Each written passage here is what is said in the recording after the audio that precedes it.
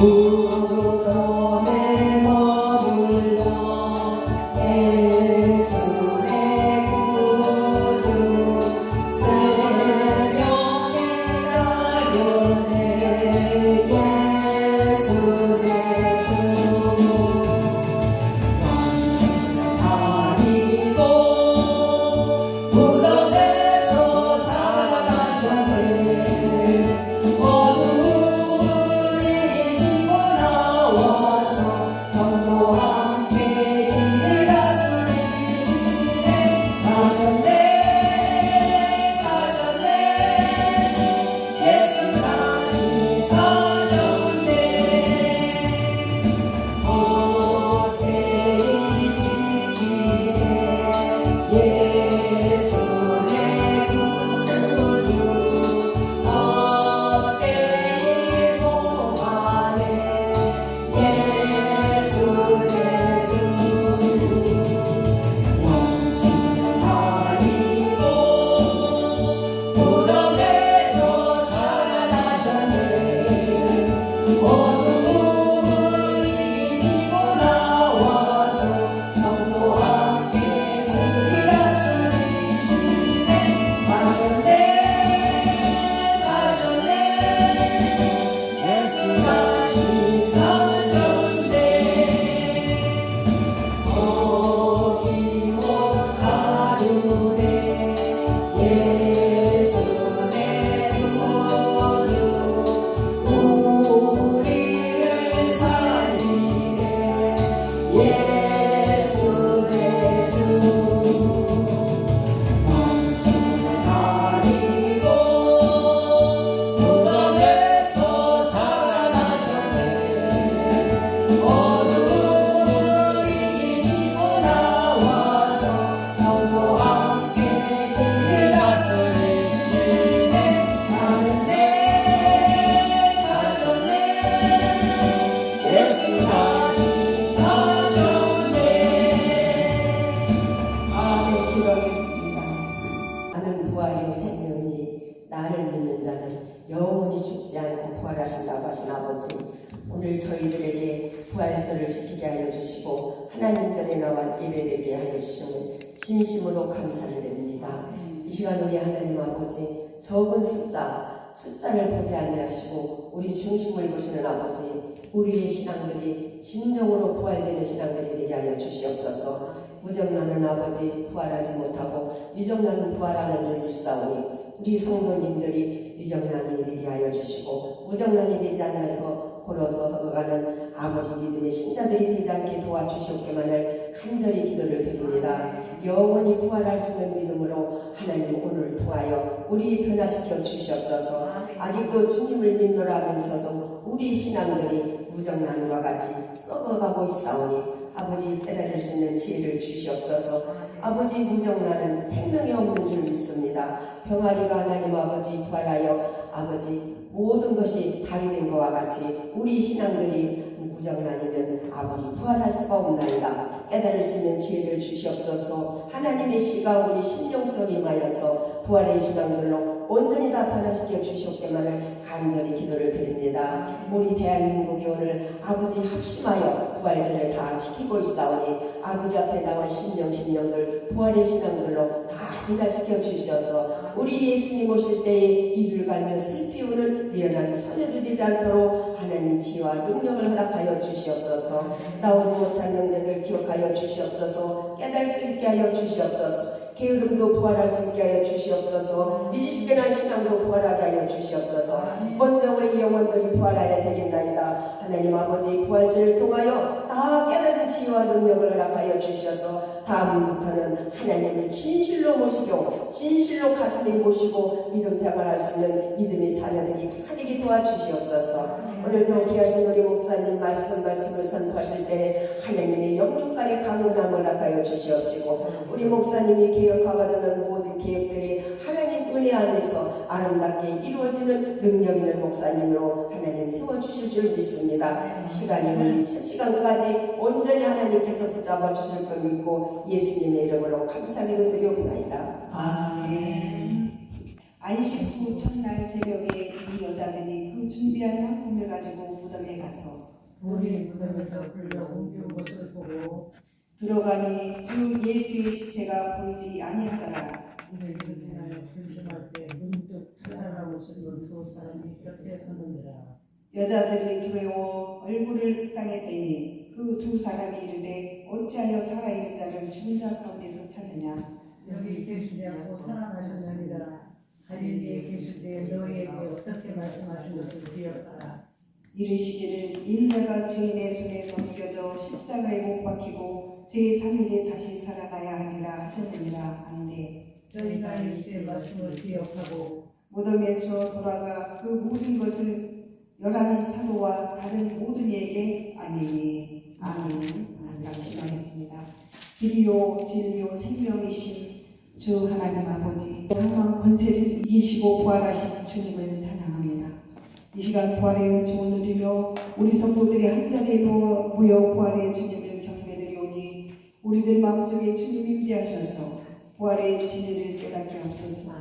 특별히 오늘은 예수님의 살과 피를 나누는 성찬식이 있사오니 저희들이 예수님의 살과 피를 마시고 그동안 우리 안에 감춰졌던 죄의 쓴뿌리가 다 따라가게 하시고 예수님의 십자가 은총이 임하여 부활의 주님을 만나게 하옵소서.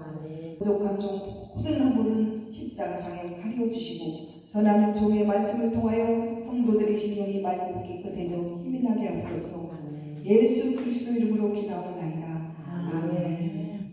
할렐루야. 한 주간 평안하셨습니까? 네, 오늘은 부활절입니다. 이 부활절 정말 교회 달력 중에서 가장 특별한 날, 우리 기독교에서는 가장 아주 최고의 명절인 부활절입니다. 이 시간 부활의 은총이 또 기쁨이 저와 여러분에게 충만하시기를 축복합니다. 예수 그리스도의 사건은 인간 역사상에서 가장 중요한 사건, 그건 바로 예수님이 죽으시고 다시 부활하신 오늘 부활절입니다. 신약 사복음서와 사도행전, 로마서, 고린도전서에 자세히 기록되어 있습니다. 이 바울이 또 이 마가나 마태 이런 사람들이 예수님이 정말 부활한 걸 다 보셨어요. 무덤가에서. 그래서 예수 그리스도의 부활은 역사적 사건이요 또 실제적 사건입니다. 당시 예루살렘에 모인 사람들은요 이 예수님의 고난과 십자가 부활을 모르는 사람은 없었습니다. 그때 요즘 이렇게 우리가 보면은 유튜브 시대잖아요 지금이. 그래서 핸드폰만 열면은 이렇게 다 키면은 전 세계 나라에 막 돌아가는 걸 다 볼 수가 있잖아요. 막 정보, 뉴스, 저 나라에 무슨 사건, 사고 난 거니 모든 것을 다 알고 있듯이 그때 당시 이 베드로나 막 마태 막 이런 사람들 예수님의 부활을 모르는 사람이 없었다는 거예요. 다 그 사건을 그냥 예수님이 부활하는 것을 다 보셨어요. 증거자들이. 그래서 이 베드로는 당시 세상이 다는 예수님의 십자가 사건의 죽음과 부활을 보고 정확히 선포하면서 어떻게 말했냐면은 너희가 십자가에 못 박힌 예수님 하나님이 주와 그리스도가 되게 하셨느니라. 그리고 너희가 회개하여 예수 그리스도 이름으로 세례를 받고 죄의 사함을 받으라. 그리하면 성령의 세례를 받으리라. 부활절날 베드로의 설교를 듣고 3,000명이나 이렇게 구원을 받았다 했잖아요. 이 3,000명이 되는 사람들이 막 회개하고 통회하는 역사가 일어나는데 그때 바로 부활절의 증인이 베드로라는 것을 모든 사람들이 다 이제 베드로 설교를 듣고 알게 된 거예요. 베드로는 예수님의 부활 현장인 빈 무덤을 보았습니다. 그리고 부활의 몸으로 이렇게 다락방으로 이렇게 다시 나타나신 예수님을 보았어요. 그래서 오순절날 보면은 사람들이 막 이렇게 예수님을 그 성령이 임하는 걸 보셨듯이 방금 읽었던 이 베드로의 설교를 듣고 가슴에 찔림을 받고 회개하는 사람들이 그렇게 많았다는 거야. 너희들이 내가 십자가에 못 박은 이 예수를 너희가 하나님이 주와 그리스도가 되게 하셨느니라 이런 설교를 막 베드로가 하고 나니까 이 사람들이 회개를 하게 되는 거예요. 막 통회를 하는 거예요. 그리고 나서 자신이 막 찔림을 받은 거야. 내가 그냥 그동안 죄가 많았구나. 내 죄 때문에 예수님이 이렇게 십자가에서 죽으셨구나. 이런 걸 이제 사람들이 이 베드로 설교를 듣고 나서 그냥 회개하는 그런 역사가 일어나는데 그게 무려 3,000명 이상이 되었다는 거예요. 그 우리가 이렇게 오늘 또 우리 이렇게 목사님이 설교를 이런 설교를 하는데 정말로 이 회개하는 그 마음이 나한테 있어야 돼요. 내가 이렇게 회개 역사가 정말 내 죄 때문에 우리 예수님이 십자가에 죽으셨어. 그렇지만 우리 하나님께서 다시 부활을 시켜줬잖아요. 아멘. 그런 걸 들으면서 내가 죄가 많았구나. 지금 그동안 내가 죄가 얼마나 많았구나. 그런 걸 회개한다는 거예요. 그래서 이때는 베드로의 설교를 듣고 그렇게 많은 사람들이 회개하는 역사가 일어났다는 거예요. 이처럼 부활절은 성탄절보다 더 중요한 그런 명절인데 이 기독교 중에서 가장 큰 명절이 바로 오늘 부활절이에요. 그래서 지금 확 교회마다 난릴 거예요. 지금 부활절 예배 드리느라고. 정말 큰 교회들은 그냥 성가대들 칸다다다다다 막 하면서 그냥 성가 부활절 찬양도 하고 하는데 우리 이렇게 개척교회들은 그런 성가를 못 불러요. 그래서 엄청 오늘 큰 명절이기 때문에 우리가 설, 추석 세듯이 이 기독교에서는 오늘이 최고 큰 명절이다. 그래서 그 이유는 부활은 인류 역사상 가장 큰 사건이기 때문에 이렇게 부활절을 큰 명절로 기독교의 명절로 정한 것입니다. 세상에 많은 종교가 있지만은 부활을 강조하는 종교는 우리 기독교밖에 없습니다. 이 바울의 고백처럼 예수님의 부활이 없었다면은 우리가 전하는 이 복음이나 또 우리가 믿는 이렇게 믿음은 다 헛된 것에 불과할 뿐입니다. 그래서 우리는 부활을 믿어야 돼요. 예수님의 부활을 믿어야 됩니다. 결국 그리스도의 부활이 없었다면 교회도 기독교도 이 세상에 존재하지 못했을 것입니다. 그래서 여러분 부활을 믿지 않으면 구원이 없다는 거 아시죠? 여러분 부활을 믿습니까? 집사님 믿습니까? 아멘. 네, 예수님께서 십자가에 돌아가시기 전 분명하게 나는 십자가에 죽을 것이고 나는 부활할 것이다 이렇게 말씀하셨습니다. 한 사람도 그때 믿은 사람이 없었어요. 예수님이 막 죽기 전에 나는 분명히 십자가에 달려 죽지만은 나는 다시 살아날 거야. 부활할 것이다 이렇게 했는데 그 많은 사람들이 하나도 믿은 사람이 없었다는 거예요. 그러나 부활은 실제라는 것을 믿으시기 바랍니다. 오늘 본문 누가복음 24장을 보면은 예수님을 무덤에 장사한 지 사흘째 되는 날부터 시작해서 부활하기까지의 내용입니다. 안식 후 첫날에 새벽에 여자들이 향품을 가지고 이렇게 무덤으로 갔어요. 예수님한테 이렇게 향품을 가지고 무덤에 갔는데 무덤 문이 열려져 있는 거예요. 돌도 막 굴러다니고 그리고 예수님이 시체가 없어진 거예요. 그러니 이 여인들이 얼마나 놀랬겠어요. 분명히 우리 예수님이 이 무덤이 여기 돼 있는데 돌로 막혀져 있었는데 돌은 굴러다니고 이 신체는 어디 간지 모르고 그러니까 이게 막 그냥 두 여인들이 막 떨고 있는 거예요. 벌벌 떨면서 걱정을 하고 있는데 그때 마치 흰 옷을 입은 찬란한 옷을 입은 두 사람이 나타나서 뭐라고 말합니까? 어찌하여 산자를 죽은 데 가운데서 찾느냐? 여기 계시지 않고 살아나셨느니라. 갈릴리에 계실 때 어떻게 말씀하셨는지 기억하라. 그러고 나니까 이제 이 말을 딱 듣고 나니까 갈릴리에서 베드로가 설교할 때도 그랬고 또 많이 이렇게 예수님께 하신 말씀 있지. 나는 분명히 죽지만은 살아날 것이다. 나는 또 영원히 죽진 않고 부활할 것이다. 이런 말을 했는데 그때서 생각을 난 거예요. 이 천사가 나타나서 이 사람한테 음성을 들려주니까 그때서야 나는 부활이요 생명이니 나를 믿는 자는 죽어도 살겠고 무릇 살아서 나를 믿는 자는 영원히 죽지 아니하리라. 그 당시 예수님의 십자가 죽으심과 부활에 대하여 불신하고 반대했던 세력들이 있었는데 그게 누구냐면은 바로 대제사장과 바리새인들. 그들은 예수님이 살아계실 때 사흘 후에 부활한다는 말씀을 분명히 들었어요. 그런데 그들은 믿지 않았습니다. 혹시라도 예수님께서 부활하게 되면은 큰 낭패를 당할 것 같으니까 이 부활을 반대했던 세력들이 행한 일이 어떤 거냐면은 행여 예수님이 부활하더라도 무덤에서 나오지 못하게 하려고 이렇게 돌무덤을 굳게 지키려고 했었던 거예요. 사망의 권세에서 부활하신 예수님은요, 이 제자들을 찾아가 같이 음식도 먹고 이야기를 나누면서 40일간 제자들과 함께 하시다가 승천하셨습니다. 예수님이 부활하셨다는 것은 부활 전에 분명히 죽음이 있었다는 뜻입니다. 죽어야만이 다시 부활이 되잖아요. 그랬는데도 이 사람들은 분명히 예수님은 죽었는데 부활했다는 건 전혀 몰라요. 이 돌 무덤에서 예수님이 없어졌는데 누가 훔쳐간 줄만 알지 뭐 부활인 건 전혀 모른다는 거예요. 딴 사람들은. 예수님은 공생 중에 자신의 부활에 대해서 여러 번 말씀하셨는데 그 중에 우리가 너무 잘 아는 나는 부활이요 생명이니 나를 믿는 자는 영원히 죽지 아니하리니 너희들이 다 믿느냐 이 말 진짜 믿느냐? 여러분 믿죠? 아멘. 네, 믿습니다. 요한복음 11장 25절에 분명히 기록되어 있습니다. 예수님은 분명히 살아나셨고 예수님 자체가 증명하십니다. 나는 살아났다. 나는 부활했다. 아멘. 그걸 만일 부활의 신앙이 없다면 그동안 우리의 복음도 믿음도 다 헛된 것입니다. 아멘. 그래서 우리는 부활의 신앙을 믿어야 돼요. 아멘. 예수님이 부활이 없었다면 우리가 뭐 기독교가 뭐가 필요 있겠어요? 우리가 신앙이 뭐가 필요 있겠어? 예수님이 부활하셨기 때문에 우리도 이 다음에 죽으면은 천국에 갈 수 있다는 그런 확신 때문에 예수를 믿는다는 거예요. 아멘. 그리고 부활 신앙이 없다면 순교자들의 순교가 헛된 것입니다.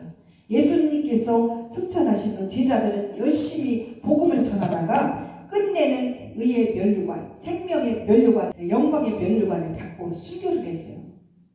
복음을 전하다가 얼마나 비참하게 죽음을 아주 순교를 당했는지 모릅니다. 그래도 유일하게 그 죽음을 면한 그 요한 있잖아. 요한계시록을 쓴 요한. 그분은 로마 황제한테 의해서 로마 황제가 막 끓는 가마솥에다가 그 요한을 집어 던졌었어요.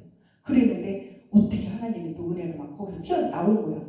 그래가지고 저 반모섬이라는 곳으로 가서 거기 가서 막 유하면서 이제 그냥 요한계시록을 그냥 쓴 거예요. 지금까지 내 사도들이 이렇게 죽은 거 막 그런 것도 쓰고 또 예수님의 그 모든 표적 있잖아. 그런 내용들을 다 쓰고 계시록 이제 자기가 하나님한테 음성 들었던 그걸 다 계시록 쓴 거예요. 그래서 12사도들이 다 순교를 당했는데 유일하게 남은 사람 하나가 요한입니다. 요한. 그 끓는 가마솥에 들어갔다가도 유일하게 살아남은 사람. 그리고 그 기적적으로 살아나가지고 어떻게 했냐면은 이 100세까지 살았어요. 그러면서 순교의 삶을 살았는데 베드로 같은 경우는 어떻게 했냐. 머리를 막 거꾸로 이렇게 박고 거꾸로 이렇게 해가지고 십자가를 있잖아. 예수님은 십자가 이렇게 박았지만은 베드로 같은 경우는 십자가를 머리를 땅에 대고 거꾸로 박았어. 그렇게 해서 죽고 또 바울 같은 사람은 막 칼로 이렇게 목을 베어가지고 참수형을 당하. 얼마나 비참합니까? 끔찍스럽잖아. 그런가 하면은요, 이 산채로 막 그냥 사람 가죽을 벗겨서 막 때려, 막 벗겨놓고 때리고, 그렇게 해서 죽고, 또 막 돌로 막 때려가지고, 이 많은 사람들 다 이렇게 있는 데서 돌로 던져가지고 쳐서 죽게 하고, 또 나무에다 거꾸로 매달아가지고 죽고, 이렇게 해서 모든 그런 사도들이 정말 너무너무 비참하고 참혹하게 순교를 당했다는 것입니다. 그러니 그런 제자들이 지금까지 있냐는 거예요. 제가 볼 때는 이 목회자들 12제자들이 있다는 건 제가 저기서 한번 그 목사님이 참 신학교 때 제자들을 잘 키워서 12제자를 거리려고 했는데 저는 그걸 보면은 참 그분들이 참 열심히 순교한다는 걸 그것도 알아요. 저는. 왜냐면은 한두 명이 그 목사님을 배반할 만한데 참 변치 않더라고요. 그 목사님을 보면 12명이 아주 항상 갈 때마다 항상 있어요. 지금 몇 년째. 그러니까 그 목사님이 신학교 때부터 신학교 다 그냥 공짜로 가르치고 자기 집 위층에서는 학교, 그 다음 아래층에는 교회, 그 다음 밑에는 자기 집인데 그 집에다 방 칸마다 다 그 목사님들을 오갈 데 없는 사람들 세워놓고 먹이고 이렇게 해가지고 학교를 가르쳤어요. 그래서 목사가 됐는데 그분들이 그 은혜를 잊지 않고 이 제자가 됐더라고요. 그래서 가는 데마다 이 목사님 밑에서 하는데 저는 이 12제자, 우리 예수님의 제자들 보면은 이렇게 순교를 막 당하면서까지 목숨을 걸고 따라다니는 거 보면은 참 대단하시네요. 그래서 이처럼 여러분 예수님의 제자들과 초대교인들은요, 이 초대교회 교인들은 그 믿음이 너무너무 어려웠다는 거예요. 이 세상이 감당하지 못할 그런 믿음을 가지고 있었다는 거예요. 그래서 초대교인들은 그들의 믿음은 세상이 감당하지 못할 만큼 시험을 겪으며 또 살았습니다. 지하에 숨어 살면서까지 그렇게 목숨을 버리고 복음을 전했어요. 그 지금 북한에 그런다잖아요. 걸렸다면은 다 죽잖아. 그러니까 지하에서 막 입을 뒤집어 쓰고 속으로 기도하는 사람. 근데 진짜예요. 그분들이 진짜 믿음이 있기 때문에 예수님의 부활을 체험했고 예수님의 부활을 알기 때문에 그랬기 때문에 그러는 거예요.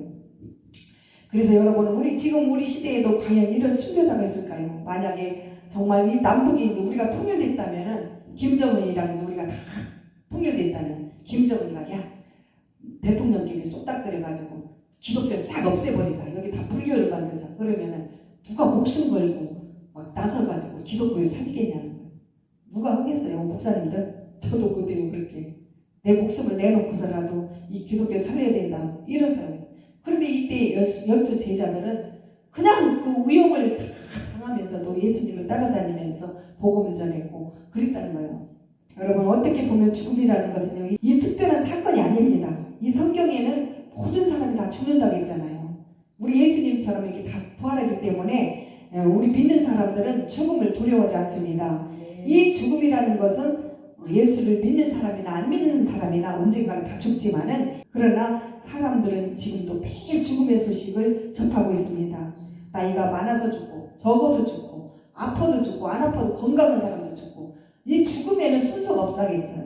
이 죽음은 정말 연습도 없어요. 연습도 없고, 무슨 순서도 없이 그냥 하루아침에 건강했던 사람도 그 다음날 가고, 엊그저께 뉴스 보니까 막 요즘 현미 난리잖아요. 가수. 그래도 연예계 중에서는 최고 건강하고, 한 20년은 젊어 보이는 그 동안 외모로 그 인정받고 있는 현미. 그 사람은 진짜 85세에 지금 엊그저께 죽었더라고. 그분이 원래는 한 120까지 살 거라고 다들 그랬어요. 너무너무 건강해 보여가지고. 그 돌아가시기 전, 죽기 전 하루 전날도 공연을 했다고 합니다. 그런 사람도 하루아침에 죽잖아. 그분도 그래도 예수를 믿었더라고. 내가 볼 때는 너무너무 믿음 생활 잘하고 간증도 많이 했고, 그 찬양도 많이 부르고 했는데 세상 노래 하나 다니느라고 너무 힘드니까 하나님이 데려간 것 같아요. 내 느낌에 딱 그런 생각이 들더라고. 너 고생하고 세상에서 고생하고 이제 와라, 그런 것 같아. 그렇게 갑자기 하루아침에. 그래서 사람은 건강해도 이 사람이 먼저 죽고 병들어 있어도 오래 사는 사람이 그래요. 순서가 없어요. 건강하게 살려면은 날짜 보지 말고, 우리 그 하루 시간도 보지 말고 하루하루 충실히 그냥 부활의 예수님만 믿고 나갑시다. 그래서 우리가 죽음 후에는 반드시 심판이 있습니다. 지금도 천국, 지옥 간증하는 사람들 보면은 대단해요. 진짜 간증, 진짜인가 싶어서 천국, 지옥 간증하는 사람들이 많이 나와서 가끔 한 번씩 들어보는데 진짜 무섭긴 무섭더라고. 지옥에는 한번 들어가면은 영원히 죽지도 않는다더라고. 죽지도 않으면서 이렇게 고통을 당한대요. 막 뱀이니 뭐니 막 그냥 유황불에서 시달리고 그러는데, 차라리 죽어버리고 그냥 목숨이 끊어지면 되는데 죽이지도 않고 지옥에는 그냥 그렇게 고통당하게 만들어요. 그러나 천국에는 영원히 편히 쉴 수 있는, 그 하나님 곁에서 편히 쉴 수 있는 그런 평안이 있어요. 그래서 우리는 이 지옥에 가면 절대 안 됩니다. 우리가 지옥은 영원한 그 형벌을 받으며 죽지 않기 때문에 그 고통을 우리가 빨리 잊으려면은 빨리 열심히 주님 앞에 믿음 생활 잘해야 됩니다. 우리가 부활하려는 이유는 죽음 이후에는 분명히 심판이 있기 때문입니다. 이 육신의 몸으로는 우리가 하나님 나라에 들어갈 수가 없어요. 우리가 영의 몸으로 들어가야지 육신의 몸에서는 들어갈 수가 없어요. 천국에. 우리가 예수 그리스도의 몸으로 변화되지 않으면 천국에도 들어갈 수 없습니다. 그뿐 아니라 부활의 주님을 만날 수 없습니다. 모든 인생의 죽음은 성경대로. 그래서 성경은 죽음을 가리켜 뭐라 했어요? 죄의 값이라 했어요. 죄의 값. 로마서 6장 23절에서 말합니다. 죄의 삭은 사망이라고.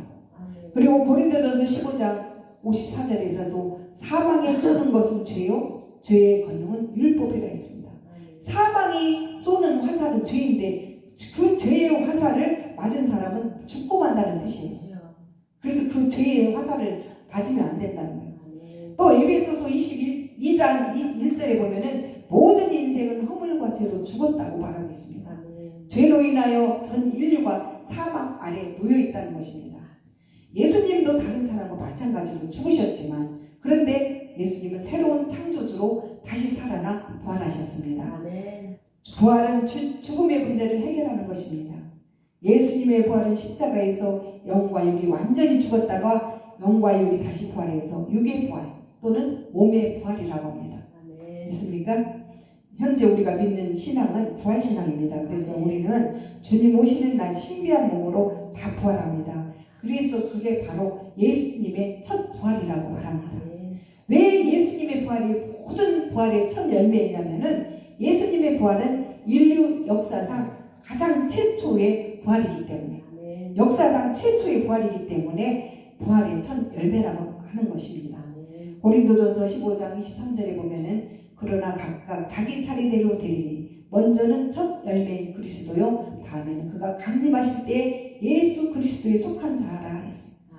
이 말은 우리도 예수님처럼 부활하게 된다는 뜻입니다. 성경은 여러 곳곳에서도 성도의 부활을 약속하고 있는데 그 예로 데살로니가전서 4장 16절 17절에서 이렇게 말씀하십니다. 주께서 호령과 천사장의 소리와 하나님의 나팔 소리로 친히 하늘로부터 강림하리니 그리스도 안에서 죽은 자들이 먼저 일어나고 그 후에 우리 살아남은 자들도 그들과 함께 구름 속으로 끌어올려 공중에서 주를 영접하게 하리니 그리하여 우리가 항상 주 앞에 있으리라. 우리 믿는 사람들은 주님의 재림하실 때 부활한다는 것입니다. 그래서 먼저 이렇게 하나님의 나팔 소리로 친히 강림하시는데 그때 그리스도 안에서 죽은 자들이 먼저 부활하는 거예요. 죽은 자들은 벌써 예수 믿다 죽은 자들은 이미 부활했어요. 그러나 이제 우리는 지금 아직 살아남은 자들은 예수님이 우리 앞에 강림하실 때 우리가 다 부활한다는 것입니다. 그럼 우리 예수님이 오시기 전에 부활하는 사람은 먼저 죽는 사람은 다 부활해요. 그래서 우리가 주님 오실 때까지 살아남은 자들이 순식간에 새 몸으로 변화되어서 그들과 함께 구름 속으로 올려가 공중에서 주를 영접하게 된다는 것입니다. 어떻게 해요? 호련히 순식간에. 그래서 우리가 구름 타고 아주 우리 예수님이 오신다면 우리는 호련히 하늘 올라가는 거예요. 구름 타고. 고린도전서 15장 51절에 보라 내가 너에게 비밀을 말하노니 우리가 다 잠잠할 것이 아니오 마지막 나팔이 순식간에 호련히 다 변화되리라. 성경에서 약속하셨듯이 우리는 죽어도 천국 간다는 구원의 확신이 있어야 합니다. 구원의 확신은 언약입니다. 언약을 받아들이는 것이 바로 믿음이에요. 그래서 그 언약을 의심 없이 믿어야 하며 특별히 재림과 부활에 대해서 의심치 말아야 합니다. 예수 믿어 구원받고 또 예수 믿어 이렇게 우리가 건강하게 사는 것도 감사한데 우리 주님 다시 오시는 그날 새 몸으로 다시 살아나서 정말 하늘로 간다는 거 얼마나 감사합니까? 이 천국에 간다면 지금 이렇게 우리가 살아오는 있는 것도 감사하잖아 건강하게. 그런데 우리 예수님 오시는 날 우리가 천국에 가서 이렇게 새 몸으로 다시 산다는 건 더 감사한 거예요. 사랑하는 성도 여러분, 부활은 실제입니다. 예수님께서는 사망 권세, 악의 어둠 그 세력을 물리치시고 십자가에 달리신 지 3일 만에 부활하셨어요. 그래서 오늘은 부활절을 그냥 스쳐가는 그런 날이 아닙니다. 우리 주님께서 부활하셨듯이 우리도 이렇게 날마다 부활하는 그런 새로운 삶을 살아야 합니다. 여러분들 한 주간 더 승리하시고 이제 이어서 성찬식이 있기 때문에 오늘 설교 짧게 하겠습니다. 자, 기도하겠습니다. 나는 부활이요 생명이니 나로 막지 않고는 아버지께로 올 자가 없느니라고 말씀하신 주님, 죽음을 이기시고 부활하신 주님을 찬양하며 우리 성도들이 오늘 교회 모여 부활의 주님께 감사와 찬양을 드렸습니다. 오늘 부활절을 통하여 부활의 확신으로 말미암아 저희들의 문제를 해결하여 주시고 주님의 죽음의 권세를 이기시고 승리하신 주님만을 바라보며 살게 하옵소서. 주님께서 부활하셨듯이 우리도 날마다 거듭나게 하옵소서. 곧이어 주님의 살과 뼈를 나누는 성찬식이 이어져오니 우리 주님 마음 받아 주시옵소서. 예수님의 이름으로 기도하옵나이다. 아멘. 이어서 성찬식이 있겠습니다. 우리 전도사님 오고 권사님 잠깐 나오세요.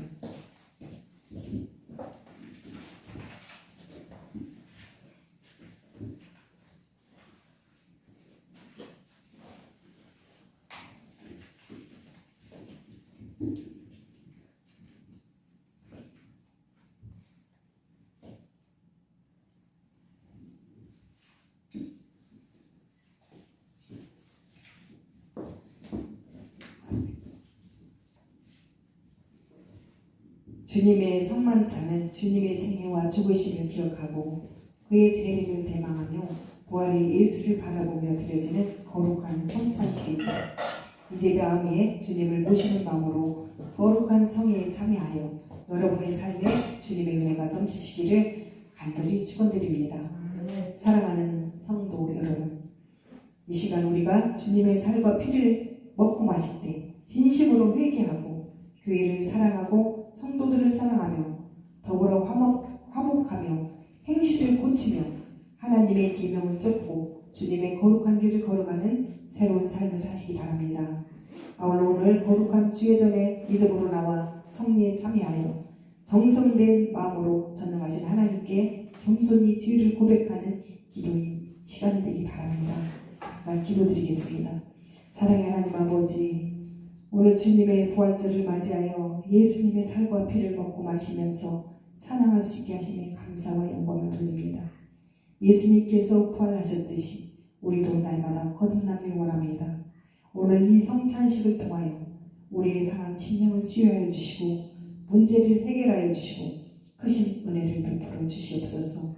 주님의 보혈로 날마다 우리의 허물을 정결케 씻어주사 지금까지 알게 모르게 지은 죄를 이 시간 회개하게 하셔서 이후로부터는 새 사람으로 거듭나는 삶을 살게 하옵소서.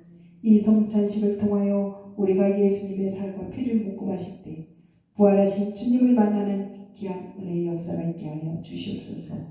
우리를 구원하신 예수 그리스도 이름으로 기도하옵나이다. 아멘. 찬송가 144장 부르면서 분잔 분배하겠습니다.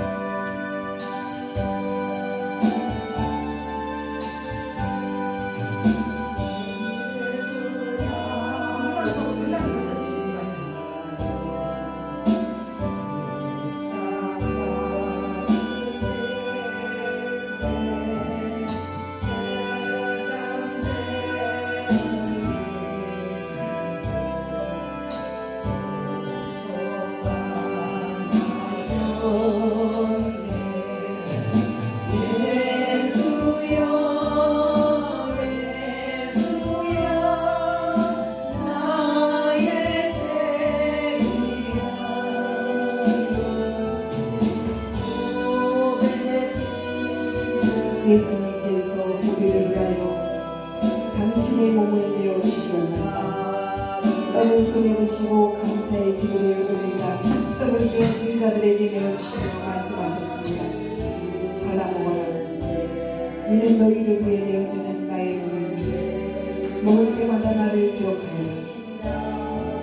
식후에 주님께서 잔을 드시고 감사 기도를 올리신 후에 제자들에게 흘리며 말씀하셨습니다. 이 잔을 마시라. 이는 죄 사함을 얻게 하려고 많은 사람들을 위해 흘린 새 언약의 피니 그를 행할 때마다 나를 기념하여라. 죄 위하여 오백 피를 흘리 죄 받으소서. 비와 같이 붉은 죄 없는 이 가운데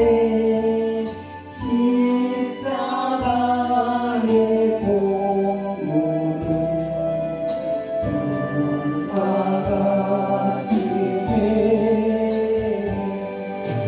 예수여 예수여 나의 죄 위하여 오백 피를 흘리니 죄를 받으소서.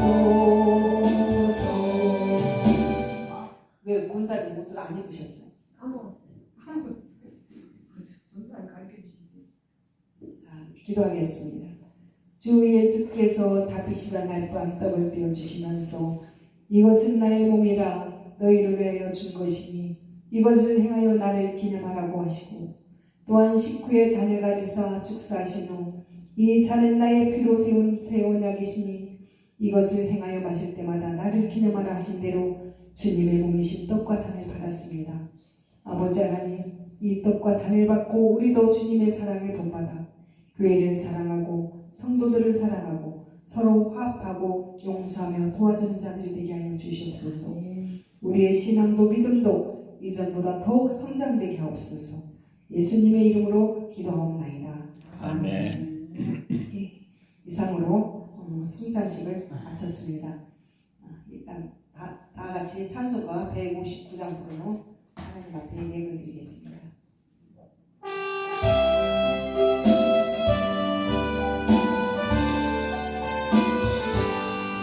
할렐루야 우리 예수 부활승 천하셨네 세상 사람 찬양하니 천사와 나가노라 구주 예수 부활하사 사망 권세 이겼네 구주 예수 부활하사 사망 권세 이겼네 할렐루야 우리 예수 왕의 왕이 되시고 우리들의 중보 대신 성신 증거하시네 구주 예수